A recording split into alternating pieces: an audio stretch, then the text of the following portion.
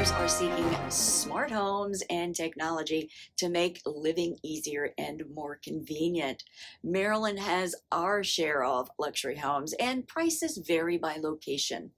It's Friday, September 8th, 2023. I'm Kimberly Barton of Kinetic Realty, your local market expert with this week's Maryland Market Minute.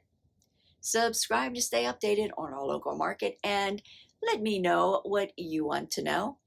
According to the Luxury Market Report for North America, the Howard County luxury home market rated the highest sales ratio for detached homes, while Anne Arundel, Howard, and Montgomery counties came in at the highest sales ratio for attached homes.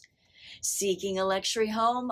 Well, what is considered luxury varies by location, since a $1 million home may not be considered luxury in most of our markets. Luxury also speaks to being slightly out of reach for the average buyer. Let's set the bar higher, $5 million and up. There are 40 homes for sale over $5 million. Annapolis's highest priced property on the Severn River in Winchester Estates for $20 million just got bumped by a $35 million waterfront estate in Potomac. Other inventory activity has more homes coming to the market this week, as an expected 1,083 will add to the existing inventory, pushing up from last week. 1,171 new properties came to the market from last report. 399 went under contract and 583 went pending. 548 sold at 100% list to sold ratio in 8 days. The highest priced home to sell was in Owings Mills for $3,850,000.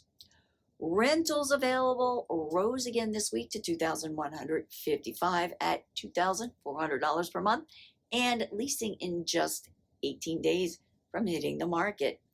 If you're a prospective renter, be sure to watch this week's Annapolis report regarding a new trend in rental fees. That's a wrap for this week's Maryland Market Minute for Friday, September 8th, 2023.